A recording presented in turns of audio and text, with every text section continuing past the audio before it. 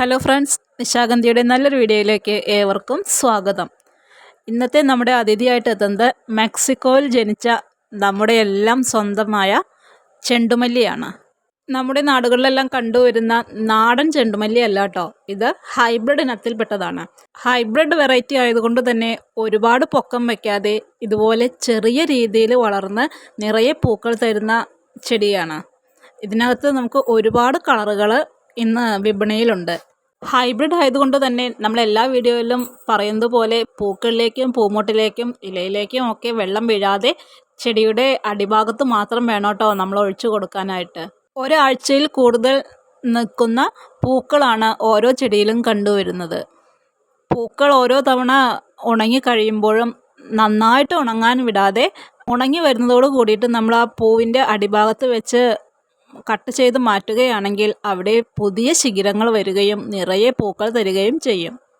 വീഡിയോയുടെ തുടക്കത്തിൽ പറഞ്ഞതുപോലെ തന്നെ ഒരുപാട് പൊക്കം വയ്ക്കാതെ വളരുന്ന ചെടികളാണ് നമ്മുടെ ഹൈബ്രിഡ് ഇനത്തിൽ വരുന്നതെല്ലാം.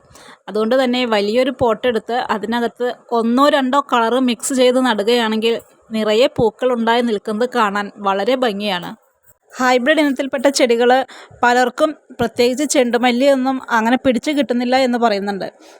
ഹൈബ്രിഡ് ഇനത്തിലായതുകൊണ്ട് തന്നെ നമ്മൾ ഇടയ്ക്ക് ഇതിനകത്തേക്ക് ചെടി എത്രയൊക്കെ ഉഷാറായി വന്നാലും എത്രയൊക്കെ പൂക്കൾ തന്നാലും ഫംഗൽ ഇൻഫെക്ഷൻ വരാതിരിക്കാനായിട്ട് നമ്മൾ ഇടയ്ക്കിടയ്ക്ക് സാഫ് കലക്കി ചെടിയുടെ അടിയിലേക്ക് ഒഴിച്ചു കൊടുക്കുകയും ചെടിയുടെ ഇലകളിലേക്കും ഒക്കെ നമ്മൾ സ്പ്രേ ചെയ്ത് കൊടുക്കേണ്ടത് വളരെ നല്ലതാണ്. നഴ്സറികളിൽ നിന്നും വാങ്ങിക്കൊണ്ടുവരുന്ന ചെണ്ടുമല്ലികൾ ഒരുപാട് പോട്ടി മിക്സ് ഒന്നും ചെയ്യാതെ അത്യാവശ്യം ചാണകപ്പൊടിയോ അല്ലെങ്കിൽ കോഴിവളം, അതുമല്ലെങ്കിൽ കുറച്ച് ആട്ടിൻ കാഷ്ടം മാത്രം ഇട്ട് അതിന് മേലെയായിട്ട് കുറച്ച് മണ്ണ് കൂടി ഇട്ടിട്ട് പിന്നെ നമ്മുടെ ചെടി വെക്കുകയാണെങ്കിൽ നല്ല രീതിയിൽ തന്നെ ചെടി വളർന്നു വരികയും അത്യാവശ്യം നല്ല പൂക്കളോട് കൂടിയിട്ട് കുറച്ചധിക കാലം തന്നെ നമ്മുടെ കയ്യിൽ ഉണ്ടാവുകയും ചെയ്യും. വിത്തിലൂടെയും കമ്പ് കോതിയുമൊക്കെ നമുക്ക് പുതിയ തൈകൾ ഉണ്ടാക്കിയെടുക്കാനായിട്ട് കഴിയും. ഇത് നമ്മുടെ ഔട്ട്ലെറ്റിൽ വന്നിട്ടുള്ള ചെണ്ടുമല്ലിയുടെ വെറൈറ്റീസാണ്. അപ്പോൾ ആവശ്യമുള്ളവർ നമ്മുടെ വാട്സപ്പ് നമ്പറിൽ ഒന്ന് മെസ്സേജ് അയച്ചാൽ മതി കേട്ടോ. പൊതുവെ ചെണ്ടുമല്ലി കൃഷി എന്ന് പറയുമ്പോൾ നമ്മുടെ ഇന്ത്യയിലെ നിരവധി കർഷകരുടെ പ്രധാന വരുമാന മാർഗമാണ്.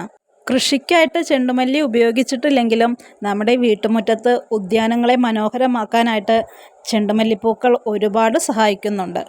ചെണ്ടുമല്ലിച്ചെടിയുടെ സമൃദ്ധമായ വളർച്ചയ്ക്കും പൂവിടുന്നതിനൊക്കെ ആയിട്ട് നല്ല കാലാവസ്ഥ ആവശ്യമാണ്. അതിൻ്റെ വളർച്ചയ്ക്ക് ഏറ്റവും അനുയോജ്യമായ താപനില എന്ന് പറയുന്നത് 18 മുതൽ 20 ഡിഗ്രി സെൽഷ്യസ് ആണ്. അത്യാവശ്യം നല്ല രീതിയിൽ തന്നെ ജലാംശം ആവശ്യമായിട്ടുള്ള ഒരു ചെടിയാണ് നമ്മുടെ ചെണ്ടുമല്ലി. വെള്ളം കെട്ടി നിൽക്കുന്ന സാഹചര്യങ്ങളുണ്ടെങ്കിൽ നമ്മളത് ഒഴിവാക്കി എടുക്കേണ്ടതാണ്. ഇടയ്ക്കിടയ്ക്ക് ഇതിൻ്റെ അഗ്രഭാഗങ്ങൾ മുറിച്ചു മാറ്റുന്നതോടുകൂടി പുതിയ ശിഖരങ്ങൾ വരികയും നിറയെ പൂക്കൾ വരികയും ചെയ്യും. ഇത്തരം കുഞ്ഞു കാര്യങ്ങളൊക്കെ നോക്കിയെടുക്കുകയാണെങ്കിൽ നമ്മുടെ വീട്ടിലും നല്ലൊരു ചെണ്ടുമല്ലിത്തോട്ടം തന്നെ ഉണ്ടാക്കിയെടുക്കാനായിട്ട് കഴിയും. ഇതൊക്കെയാണ് ഇന്നത്തെ വിശേഷങ്ങൾ. മറ്റു നല്ലൊരു വീഡിയോയുമായി നമുക്ക് വീണ്ടും കാണാം. Okay, by.